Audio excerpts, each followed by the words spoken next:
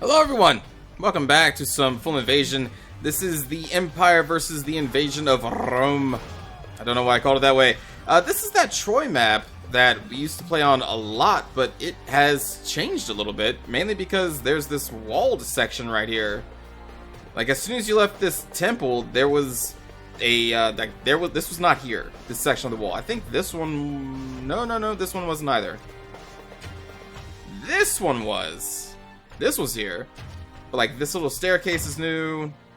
This is new. I think this little barricade section within here is pretty new. That's kind of cool. I like this addition.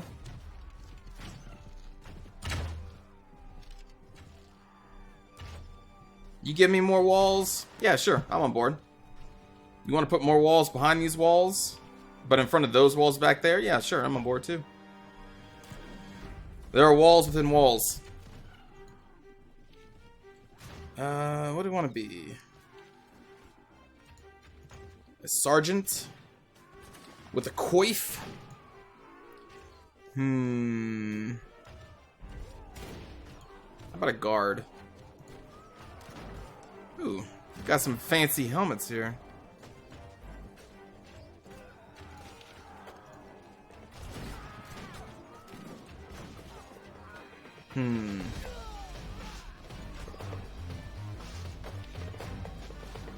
Oh, the guards have only two-handed weapons, and then crossbows. Yeah, sure. How about a hand crossbow? And then, how about a war axe? And no boots. Sure.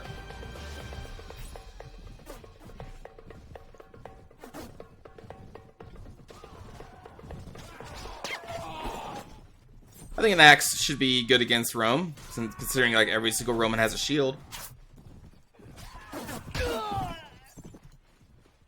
Well, except for this one.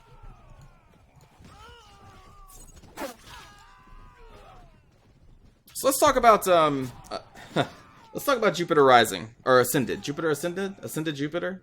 Movie came out of that last year with Channing Tatum and Mila Kunis, Sean Bean, and let's do a spoiler alert here immediately about the Sean Bean watch. Sean Bean does not die in Jupiter Ascended, Jupiter Rising, Jupiter, something. Yeah, so Sean Bean doesn't die. Wanted to get that out of the way first and foremost because he dies in almost every movie he's been a part of, but he doesn't in this one, and that almost makes me want to actually forgive Jupiter for all of its faults. Almost. Because damn it, a movie that doesn't kill Sean Bean is going against the grain, and we need more of them, okay? We need more Sean Bean. So now that that's out of the way. The honest review about this, just the quick and simple one, is there was a movie here that had potential. And it was kind of squandered. But it had potential. I really dig the universe that Jupiter Ascended, Jupiter Rising came from.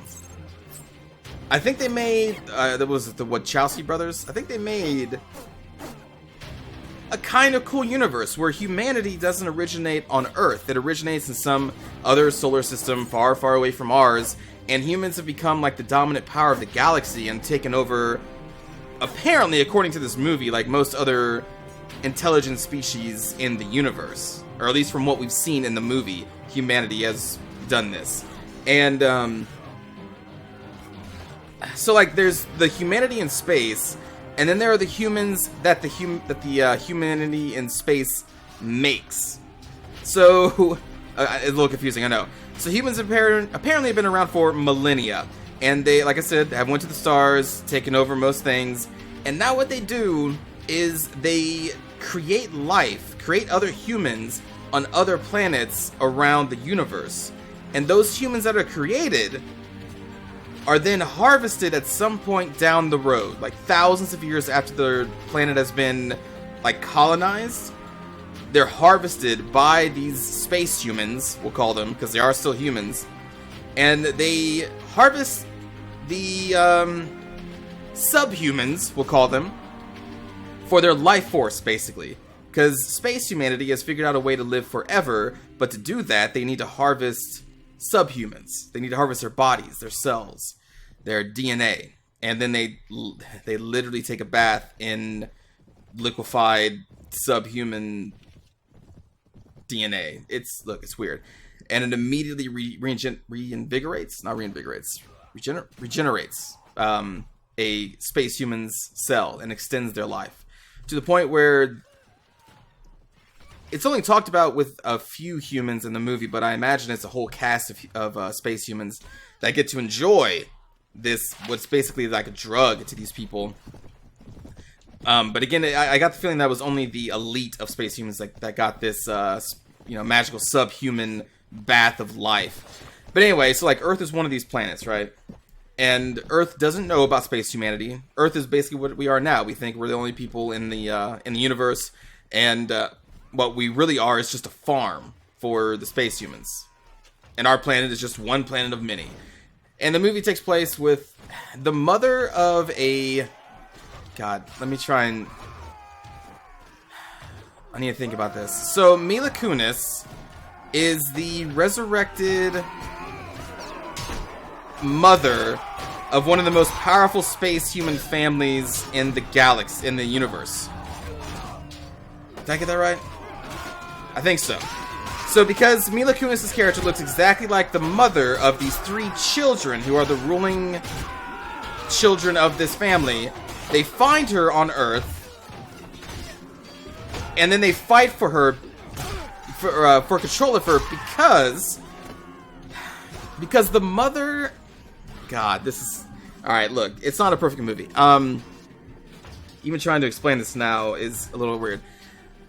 So, the space humans believe in spirits almost like a religion. And they believe that if somebody looks exactly like another space human, but after that space human has died, that means their spirit has come back to life. They've been reborn.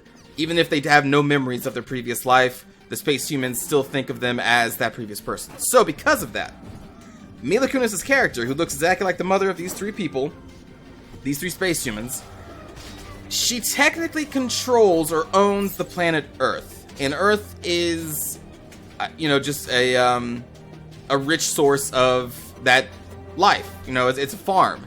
And so the 3 other children are basically trying to trick her or kill her or do whatever it takes to gain control of Earth. But to do that, they need to deal with Mila Kunis' character first, because the universe views her as the sole owner of Earth, even though she's just a subhuman. She has no idea about space until they come after her. It's kind of weird, but there's also this kind of funny part where she becomes a legitimized person in space humanity, and it's a little funny because it's like you go through the DM... It's kind of funny. But anyway, I hope that story kind of makes sense. If it doesn't, look, it's kind of a convoluted movie. But the universe created around this movie is still pretty cool, because space humanity has created all these different races of basically like anime characters. I say anime because they have mixed human genes with like all of the animals of the universe, so we get like this furry kind of situation, kinda. And I just think of them as anime characters. And it's kind of cool, so you just have this ship of, like, there's a elephant man, there's Sean Bean is a bee person, the main character, Channing Tatum, has been spliced with a wolf, so, again, it's like, it's anime to hell. But it's really cool. I like I said, I enjoy the universe of space humanity, controlling the galaxies, creating new races by splicing humanity's genes with that of other humans and creating like subhuman class, and there's like a dragon race in the movie out of nowhere. That's kind of cool. There's just a lot of cool stuff surrounding a kind of crappy core story. I think the problem with that is they got the wrong actors in Mila Kunis and Channing Tatum for this specific role. I don't think they did super well with it. Or maybe it just could have been, they had terrible scripts or bad direction. I don't know. I can't totally blame the actors. But, I just didn't like their part in it. Sean Bean living through it was amazing. the evil people, the main evil person, he talks like this throughout the entire movie, with a couple of spots where he yells! Like, out of nowhere, he'll just yell a word or two, but for the most part, he's like, I have lived for 14 millennia, I am the bad guy. And it's really fucking annoying. It's the worst. Whenever he's on screen, I cringe. Without him in the movie, it probably would have been better, if they had a different bad guy. Maybe they should just have the dragon race as the evil people, because they were kind of cool. Kinda. Because they're just fucking dragons, basically. Or like dragon-born.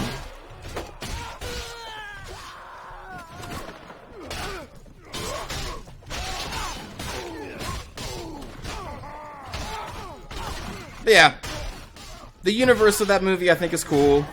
How humanity, or at least some of the space humans, are harvesting planets. Literal, just eventually planets of entire humans just to make this drug so that space humans can live forever. And like I said, they've lived for millennia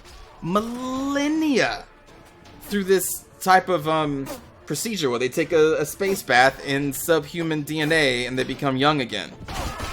And so it's just this business, you know. They are fighting for control of other humans on multiple planets just so that they can harvest them. And these humans on these different planets, they have no idea that they're just a farm.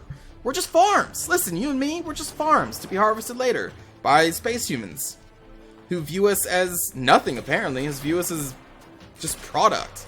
And it's kind of cool. I just like the idea. It's kind of unique, I think. I don't know. The visuals for the movie are pretty cool. I kind of really dig Channing Tatum's main character has, we'll call them space boots. They're anti-grav boots where they're basically rollerblades, but they're using gravity to rollerblade. So you can just rollerblade through the air, you can rollerblade off of buildings, you can do whatever. You kind of do whatever, like, the plot needs the space boots to do at that particular time. But they're really cool. Also, Channing Tatum, for whatever reason, gets wings at the end of the movie. I dig them. I want the wings. I would love wings. That'd be pretty sweet. But apparently they're like bioengineered wings, and he just gets them at the end. And I'm like, that's neat. You're a wolf man with wings and space boots in space. But there's definitely a lot of moments in the movie where you have to not really think too much about what's going on. You need to turn your brain off, or you're just going to drive yourself crazy about how this universe works, about how people can just kind of somehow survive in space for some time. I'm like, that's not how space works. I know you're a space wolf, but come on, man. Oh wait, that's a good person. What am I doing?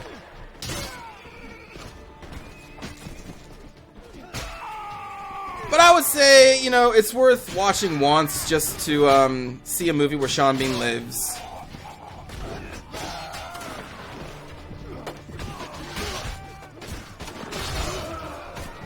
I kind of would like to see a sequel because I feel like we explored so little of the universe. It was mainly just, it took place on Earth.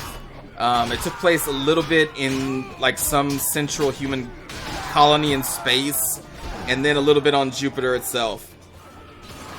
But they hint that there's just this whole universe out there with other planets like Earth that are just there to be harvested by these like royal families of space humans. Like, I want to see that. I want to see galactic politics. Like, this could be kind of like a Star Wars, basically, with its galactic politics and traveling from planet to planet, so many planets, so many different types of, like, it. The potential, like, again, for the universe, the potential is there. And it's just, it really makes me interested in maybe seeing a sequel that I don't know if will ever happen because the movie bombed because it's bad. But like, I kind of want to see it done again, but maybe by a totally entirely different team of directors and writers and actors. Keep Sean Bean's character in there as like the tie-in, if you want. That'd be pretty cool. Maybe you can even kill him in the sequels, you know, because it's like, haha, you thought Sean Bean lives in this universe. No, he dies. It just took 2 movies to do it. You know, do that. Like, I'll be cool with that. So yeah, see it once, then forget about it. But see it once. And just see if you agree with the potential of the movie. Because let's face it, not all movies have the potential. This one, I think, had it. It had it. In another set of hands, another set of actors, another set of screenwriters, like I said, it maybe could have been cool. And that's, I think, is what makes me upset the most about it. Is that it was there. Take that, dog. Space dog. Not harvesting this body. And oh my god, the bad guy. You see him like right in the beginning of the movie, and Mother always liked you best. And it's just the fucking worst. It's the worst. Who gave that actor that direction? They're like, alright, give me your evil voice. And he was like, okay, I got this. You ready for this? I am an evil person because I talk very low and I never yell. I'm that kind of bad guy. But he just did it wrong, and it's like if anything, just look up a clip of I don't even remember the fucker's name, but look up a clip of that person at the very least, just to see what I'm talking about. I'm a bad guy. I will yell a little bit. The server crash.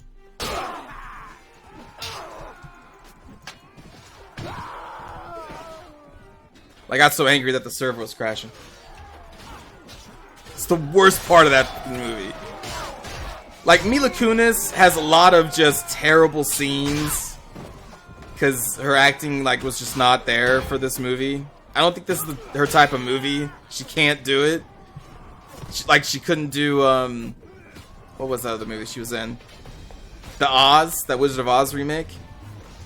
I think she sucks in that. Honestly, Mila Kunis, I think, has kind of been a poor performer in a lot of movies I've seen her in. She could do the romantic comedy thing pretty well, though, I think. She can kind of pull that off. Or just comedy in general, I think, is more of her thing, but this was not her movie. This isn't... And Channing Tatum, you know what? Channing Tatum is kind of growing on me a little bit over the years of being forced to watch him in movies, because he's been in so much now. At the beginning, I thought he was kind of a terrible actor, but what brought me on board with Channing Tatum was 21 Jump Street and 22 Jump Street. Both of those movies, I thought he was actually a pretty damn funny and really good in. I'm not going to really talk too much about 21 Jump Street right now, maybe in a later video, but oh my god. Let me just say this. You should watch 21 Jump Street and 22 Jump Street. I really enjoyed those movies. I thought they were pretty funny. Not all the humor was there for me. Not all the jokes hit home, but overall, they were pretty good. And I was just shocked at how I actually enjoy Channing Tatum in those movies. I was like, wow, you know what? This person actually isn't that bad. And he's not that bad in Jupiter Rising. Not that bad. Not the best. He kind of hams it up a little bit. Could have been worse, though. He could have talked like this through the whole movie and had no emotion whatsoever. I'm gonna die. I'm dead. Yeah, he wasn't that bad. I'm not still 100% on board with every role that Channing Tatum gets, but yeah, not that bad.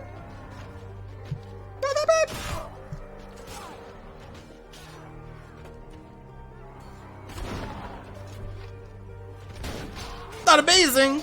I'm not gonna say Channing Tatum is the most amazing actor. No. But you could do worse.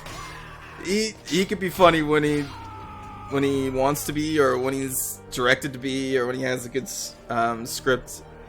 He could be funny. He's pretty funny in 21 Jump Street.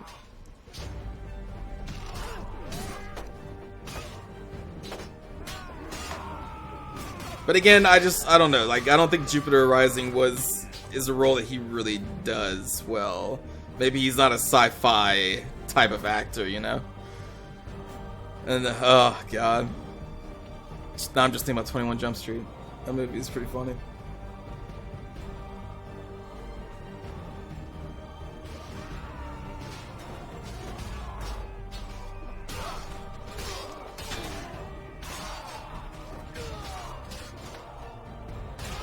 Did I even die in this wave? This entire video, I've been just like blanked out as I've been talking about that movie. Did I die this wave or did I die last wave? How many kills did I get? Ah, yeah, 32. That's not bad. I'll take that. I'll take that autopilot.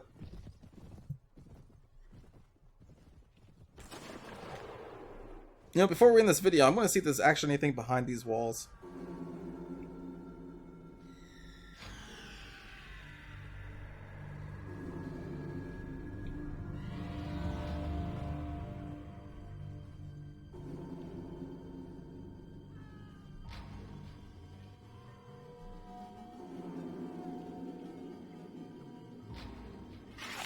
No! I was just about to turn around and have the reveal. Oh, well. You know, I forgot to use my hand crossbow that entire time. Oh, my God. Well, here we go. You're going to use it. You ready? Boom. Done. Thanks for watching, everybody. Hope you enjoyed the episode. Jupiter Rising. Take care.